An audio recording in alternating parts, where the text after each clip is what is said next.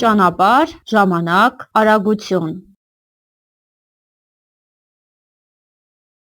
Եթե հեծանվորդը 1 ժամում անցներ 25 կիլոմետր, ապա քանի կիլոմետր նա կանցներ 3 ժամում։ Եթե մեքենան 1 ժամում անցներ 100 կիլոմետր, այդ դեպքում քանի կիլոմետր ճանապարհ կանցներ 3 ժամում։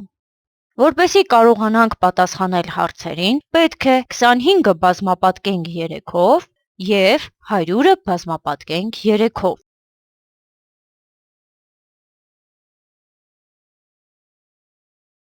Միավոր ժամանակում մարմնի անցած ճանապարհը նրա շարժման արագությունն է։ Կարող ենք ասել, որ հեծանվորդը շարժվում է ժամում 25 կիլոմետր կամ հեծանվորդը շարժվում է 25 կմ/ժ արագությամբ։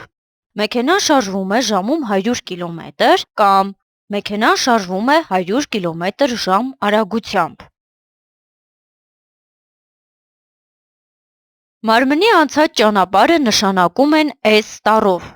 մարմնի ծախսած ժամանակը նշանակում են T տառով, մարմնի շարժման արագությունը նշանակում են V տառով։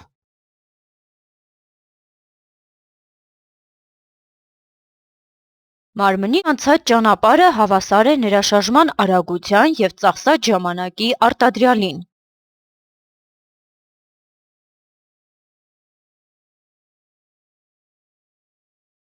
Մարմնի շարժման արագությունը հավասար է անցած ճանապարհի և ծախսած ժամանակի քանորդին։